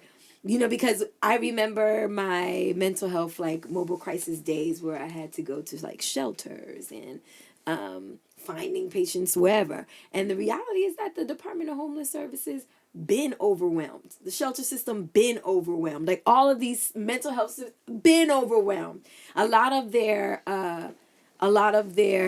day-to-day, like daily services are provided by like third parties, small nonprofits who don't have budgets to even handle the volume of what they're dealing with. You know what I'm saying? So like it's a lot of people who just have not really done a good job maintaining what already exists, and that's why we see it in the train. Like a lot, and then on top of it, it's the receipts of our pandemic are showing up on the train, and I feel like I remember when I lived in Jersey coming back to New York, I came back through the subway and it was the first thing I noticed was like people were not well here. And I noticed that they were like, it was like, oh, not only are they not well, but they look regular. Like you don't know where the not wellness is coming from, but they look like regular people. And there'll be folks that are drunk. They dress like you. Or somebody else. It's, they like one thing that I learned in my like mental health nursing days was like, even people who are like religious fanatics, that'd be whole psychosis, on the train screaming about people getting saved. They be unwell. Like these folks do not be well. And so I just noticed an uptick in people who were just on the edge or they had teetered right off. And they're not at a place where like maybe they're smelly and they can't fit in, but they're not okay, which is why they're screaming at people and starting fights and all this violence is breaking out. These folks need services, and the city ain't prepared to answer that neither. The state ain't prepared to answer that neither. So like we're gonna keep seeing some of this aggression because it's the best way to explain it. It's just all these people whose needs are not met just meeting on the fucking train. Like that's legit it. Like I remember taking the subway like a few weeks ago at Borough Hall, and there was a whole fire in the municipal building upstairs. The platform, smoke everywhere. You think that stopped niggas from waiting for the train? Just standing in smog. Like this. Shit is mad smoke like I this. smoke. People we came. Niggas, I came downstairs and was like, "There's a fire in the atmosphere. Like I can smell this. I gotta get out of here." It's like People this. are just dead, standing everything. on the. They're not even present. I'm like, are y'all standing on a smoky train platform? That's insane. Like this. Like Yeah. I missed the last one. Can't afford to miss The next another one one. is the next fire train to Flatbush Avenue is 3 minutes away. Right. They're like Folks this. are just like smog everywhere. Like it's insane. So yeah, I just think the subways are that's the receipt of what's happening for real in the city. Now, Jazzy, you take the 3 and the C. What have you been seeing? Well, I did take the train last week, guys. And it was pretty normal. Yeah. The C and the 3. I took the 3 to Atlantic, and then I transferred to the 4 to Borough Hall. So I didn't even go into the city. I just went downtown Brooklyn. Okay. And it was pretty regular, but it was also during the middle of the day. Yeah. It was like 10, 11. So I mean, but I don't think I got the full onslaught of workers going into work. Yeah. But it was very crowded. I Yeah. thought for like the middle of the day, That's a I thought it was congestion it Yeah. was very crowded. Should've yeah, been packed. it's very Yeah. packed. It's very packed. Grand Central these days, Grand Central before is like 51st Street is one of the worst stops on the east side because there's not enough trains on the east side. Yeah. But 51st Street is like a hub. Yeah. But the 6th train comes like every like 2 minutes. Lately though, I've seen people pushing each other onto the train and that kind of shit. And I'll watch, and I told somebody the other day, it's like, yo, you pushing through like you got a death wish. Yeah. It's a lot of time to live. Live a little. Like, and she pushing through people. Yeah. And I also thought to myself, you're pushing past people to go to work. It's not that fucking serious. That's heavy on that. Heavy on the Heavy on the next train is right behind it. Yeah. Like running for trains and shit. I don't be doing none of that. Listen, it ain't in God's will. That boom, right in their faces. Yeah. Yeah, no, but it's I do all right. think in general, train, street, everywhere, people are unwell. Yeah, they're unwell. People are going around untreated for it's like when I think about the amount of information that we consume, we're not meant to consume all these things, and if you cannot process information, feelings, emotions right, then this is an overloading of your senses. your Yeah. senses. Like it's there's a lot going on, and Yeah. I just don't think that people are equipped and have the like right tools to deal with it, and that's why We're they're seeing what acting we're out, seeing. seeing high aggression and things like that. That is a fact. Hey, Shepsu, Sir. would you like to educate the people with a new word so that they can use that to continue Ooh. their lives? Okay. We ready? You mentioned that earlier. Yeah, we did, and I got you right now. Look, I'm a YN. Is that how you do it, Jazzy? Like that? Please head check. I got me calling him head check. So you see how ridiculous this is? Right. Okay. So, ladies and gentlemen, are we ready for a new word? We are. Yes. I don't remember what we used to do before this, but here it goes. I don't remember. What was the song? Drum roll beats.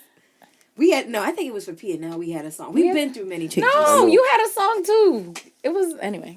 It'll come to me. Yeah. I think it was the Reading Rainbow thing. Yeah. It was the soundbite. It was a Reading Rainbow thing. Yes. And we didn't want to get sued by Lavar and them. That's So facts. That's facts. Yeah. Well, anyway, today's word of the week is drumroll, please. Unscrupulous. Unscrupulous. what that mean, yo? Okay. Well, ladies and gentlemen, unscrupulous is an adjective. And What's an adjective? oh my God, Pina, let me I'm get sorry. Having or showing no moral principles, not honest or fair. Would anybody like to use unscrupulous in a sentence? You know you're the Yo. sentence person. Yo, this chick is mad unscrupulous. Shorty called me. I met her on Monday, and on Tuesday she talking about, oh man, I don't know how I'm gonna pay my rent. Unscrupulous, ladies and gentlemen. Put your hands together for Patagonians and lattes. Okay, praise God. Thank you so much. Oh man, thank you so much for that. You're Appreciate very you. welcome. You're very welcome. You We'll know, do our I best. missed you guys. To It's increase been like a literacy. whole 2-3 A months. couple months. We've seen each other mad times since then. As we wrap this episode up, the one thing I want to just talk through, because it's current events, Yeah. is the whole 50 Cent, BMF, Irv Gotti situation. And ordinarily, I don't be caring about current events with humans and rappers and all that other shit. I don't be caring about none of that. I don't be caring about humans generally, right? But somebody asked me the other day, is like, yo, bro, what you think about this whole shit with 50 Cent and all that? And I thought to myself, I'm like, 50 Cent and BMF. He put Lil Meech in acting school, did a whole series, and helped him get some money in his pocket when nobody was thinking about his family. His daddy come home after a 20-piece and does a concert with the nigga that 50 Cent was publicly beefing with for a minute. Excuse me. Now, is that a Big Meech, Lil Meech beef? No.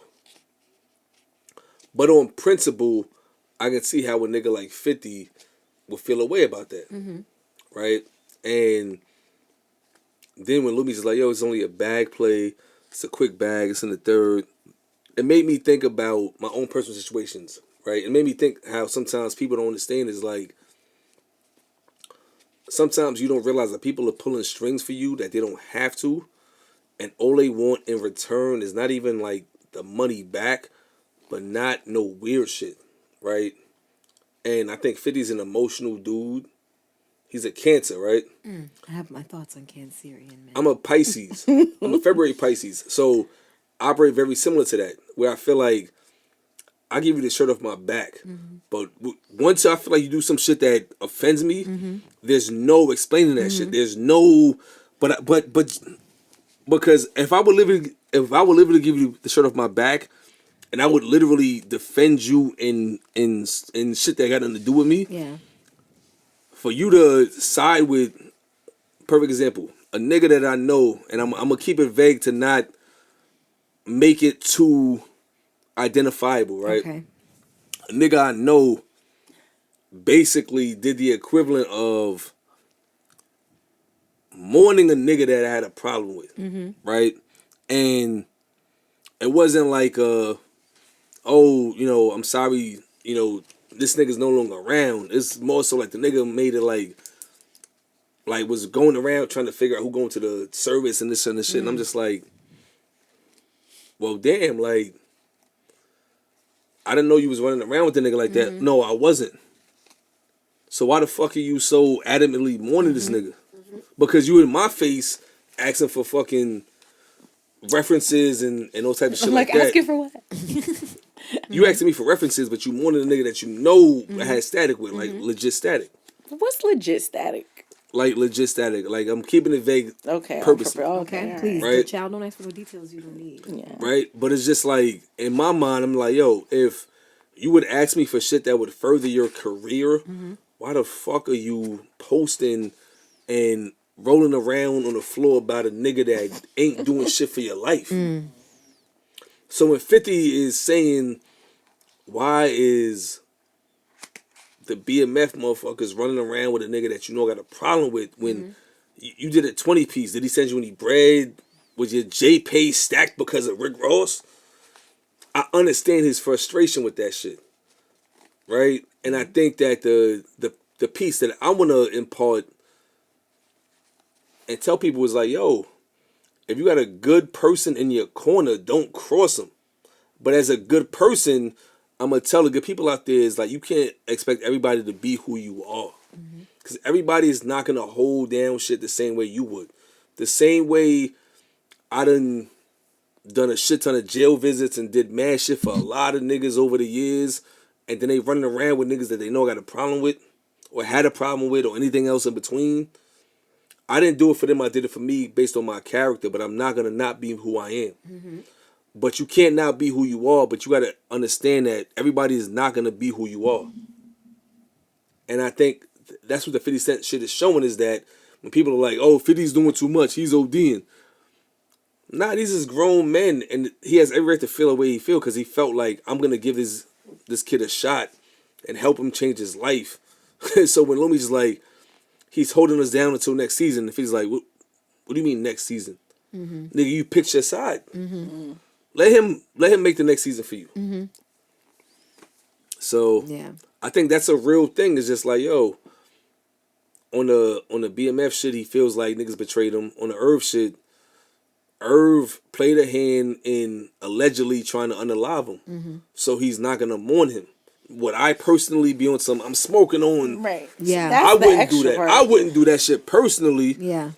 But at the same time, psychologically, I understand his thought is like, yo, these niggas, we had a legit issue. Because beef, people don't understand, beef is not, that nigga said I'm too fat.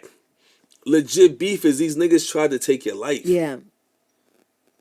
So I understand the nigga, he's a cancer. Niggas hold grudges until Cancerian men, I'm telling you. until forever. Right? Cancerian I'm men. not that different. It's niggas that I've seen that had a problem with in 2nd and 3rd grade that I saw in BJ's and tried to say hi to me. And I'm just like, why the fuck is the nigga said? If I wasn't with my wife, I would have smacked the nigga. Chappelle in front of his bitch. Chappelle. In front of his bitch. Over junior high school beef? Come on no, now. He said grade school child. 3rd grade. Third Third grade. That's what he said. Over elementary school beef? Come what on he now. said. Come on Nigga now. teased me in 3rd grade. He's like, Khalil Nobles? That's how it sound? To me, he did. I should beat this nigga up right now. Yo. I should fuck him up right now on his BJ's line right now. Right now. In front of his bitch. Just like that. And like immediately, I hear this shit. Mind you, I'm boop, boop, boop. Khalil Nobles? I look. I'm like, this bitch ass nigga. So my wife automatically, she's like, Uh-oh. she just read my face. She's like, yo, you good? I'm like, yeah, I'm good. So I'm looking, I'm like, hey, it's me, blah, blah, blah. And I'm like, Nigga got beef with Mickey Mouse. Right, Elmo. so he's like, yeah, man, how you doing? Like, how's life? I'm thankful. Boop, boop. That's my way of trying to not, keep it going. You, yeah. Nigga keep talking. Yeah, so I seen so-and-so. I still hang with so-and-so. So I'm like, oh yeah? Boop, boop. So she like, yo, you know this nigga? I'm like, not like that. Nigga keep talking. So he's like, yeah, you don't buy diapers. Nigga, this nigga's still talking. I'm like, this nigga don't realize that I don't fuck with him? Like, do you not read the fucking signs? Well, okay, well, what if he's changed since the 3rd grade? I don't give a fuck about none of that. I don't give a fuck about none of that. So now I'm just like, but I'm with Lil Rib, so she's on some shit like, yo, why are you moving like that with him? Like, you moving like you about to punch on this nigga. Mm-hmm. Yeah. So, but his chick, he's with his girl, his wife, whatever. She's reading energy too, and she's looking like, okay, something here is not kosher. Right, yeah.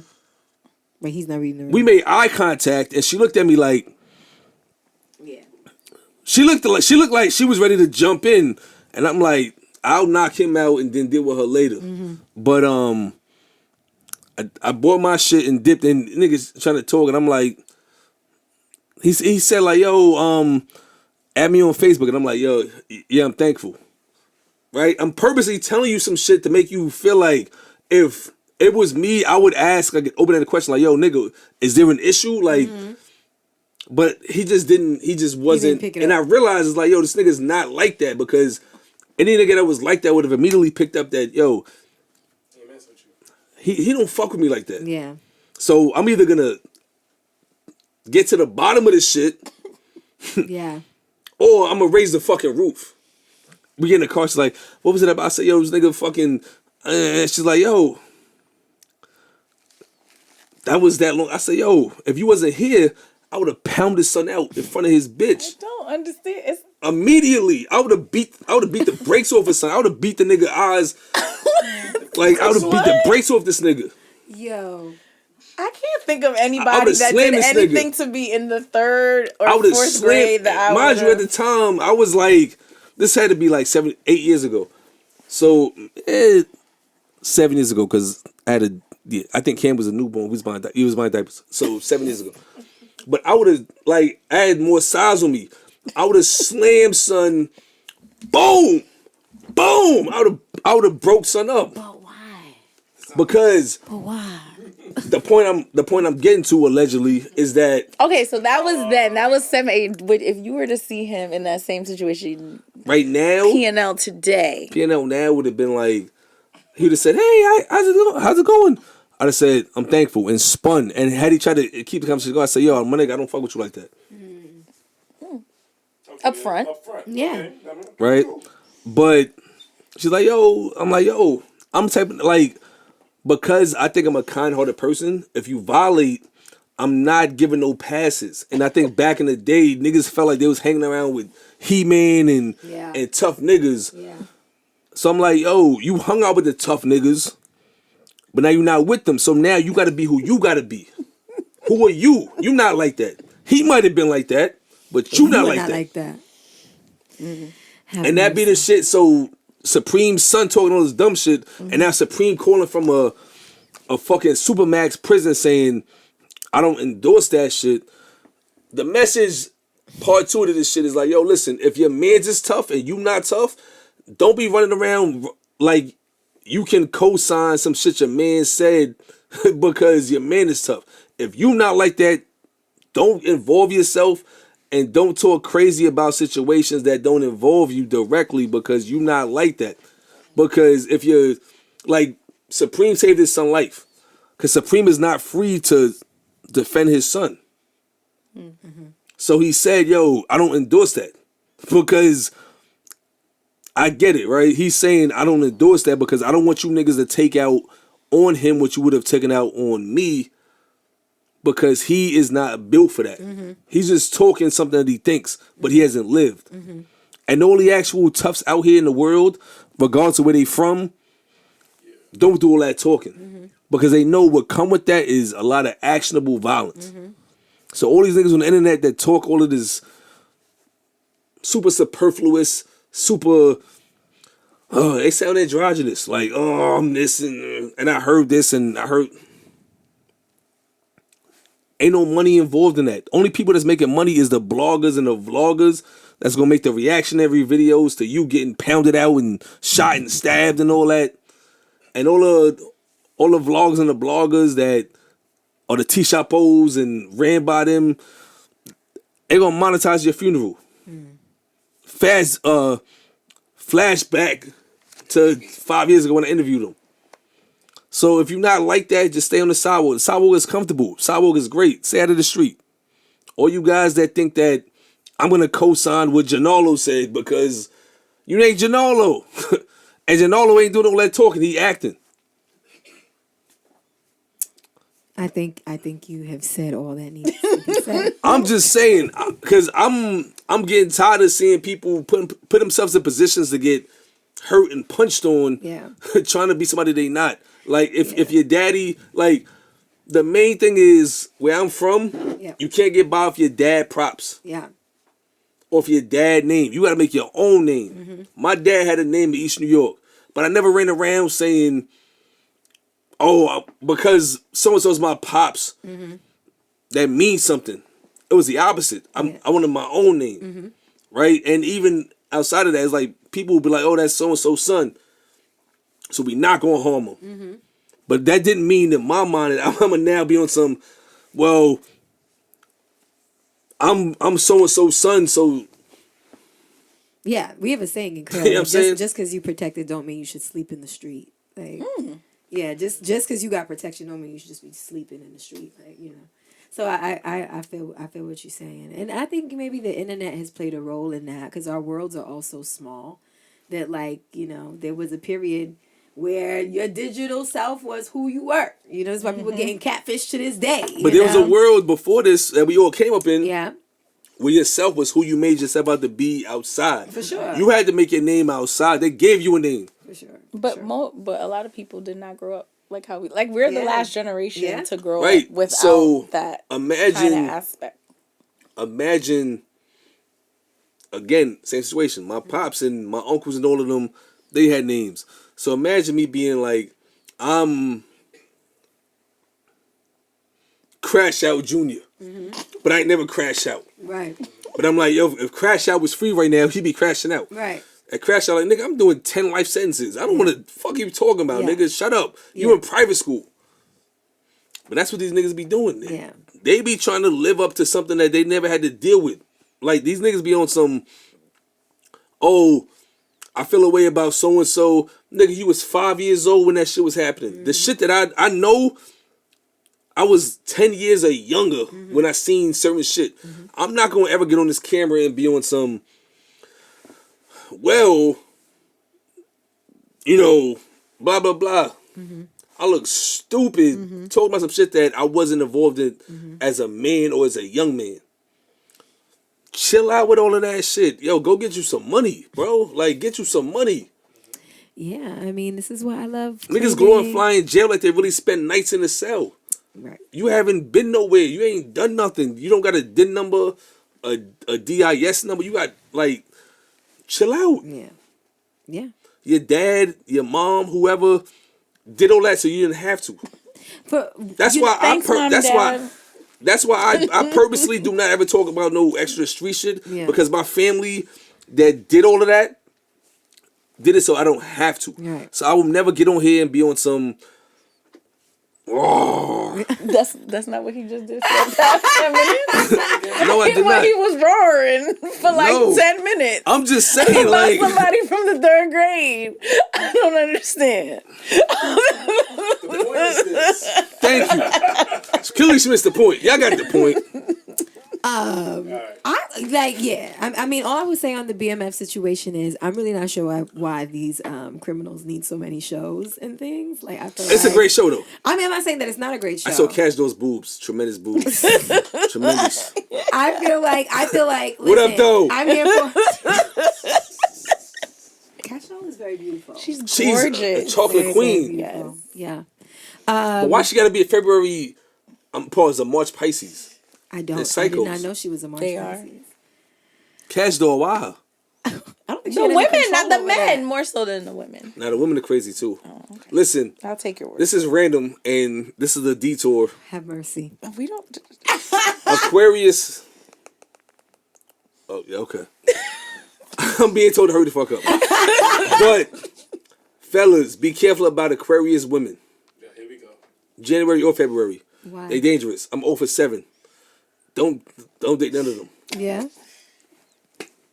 I saw.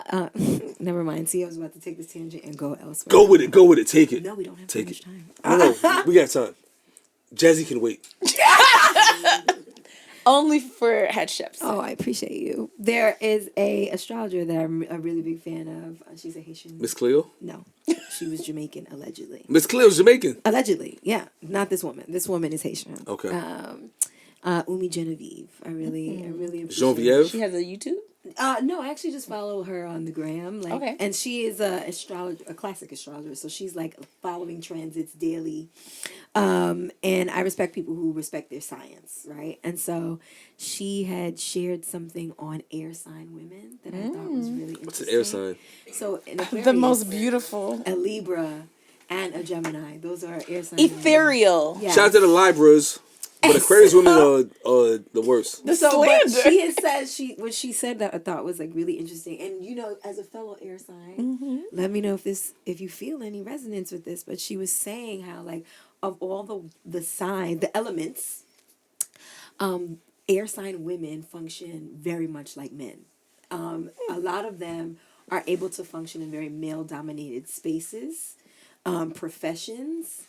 And there is an ability to detach and continue on the show, like with their business, that is very similar to the way that men operate, right? And I was like, oh my God, I feel so seen because like she was like, no, it's not necessarily because like there's some kind of defect in how they're conditioned. But Aquarius women will ruin your life. But air as the element is Libras too. It's very logical. So they're like very practical people. So if they cut you off, they're just trimming fat. Like it's like some of this is data. It's not even emotional on their end. So when you said They're Aquarius bitches. women. When you said Aquarius, that was violent. When you said Aquarius women were terrible, like this, the first They thing are. I thought was 0 for 7. no, it's probably because they can give it up just like men do, and No, I don't like that. that. No, you don't like That's that. what you didn't That's like. what it is. Like you don't like that. So there's just I love astrology for No, these different listen, they're things. horrible. 0 for 7. Nah. 0 for 7. Listen, that's All of them. okay. They're the worst. Listen, for your particular makeup, perhaps. No, there's not one Aquarius ex that I've ever had that is happily married.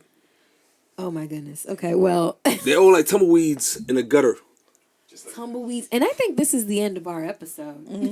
Thank you. Don't do that. That's not nice, Jazzy. Be nice. Be nice. You're being mean. I just want I'm the being listeners vulnerable. to be I'm able being to vulnerable have and you're being good, mean. concise episode. She got shit to do, so she's trying to rush us out of here. So listen, my parting words is this. Listen, fellas, there's no money in the streets. Get you a job. Get you a trade. Get you a profession. All the fake tough shit is not cute. Ladies, your body's your body. You can't be an OnlyFans model and still want to be the queen to a high value, high functioning man. Oh, here we go. Jazzy, what say you? How do I go after such poignant advice? I don't know. These are very interesting times, but I feel that there's kind of like as some of the YouTube people are saying, this is the move to the fifth dimension. There's a lot of that. There's a lot of that on YouTube, right? Yeah. The ascension. Yeah, serious. But I think it's not necessarily how it looks, but more so how it feels and how people are reacting to things and not being able to process. But there's a lot of people that have prepared for these moments. We've prepared. We've done the work. And so really like staying true to who you are, your spirituality, religion, if you have one. Yeah. Whatever you need. And so like don't be discouraged. Don't take on. It's been a real work for me to not take on a lot of this energy that is around, whether it's at work, whether it's amongst people. Like it is a job, and I feel like it's our job to just transmute all the negativity that's going on or things that we're being bombarded with purposefully, because it is a war tactic that people are constantly throwing this information and trying to make your nervous system activated. Don't fall for it and focus on yourself, your community, those within your vicinity, and making sure that they are good, because I think this is a time where we're going to make sure that our neighbors are straight. That's it. 100%. I'm behind that 100%, Jazzy.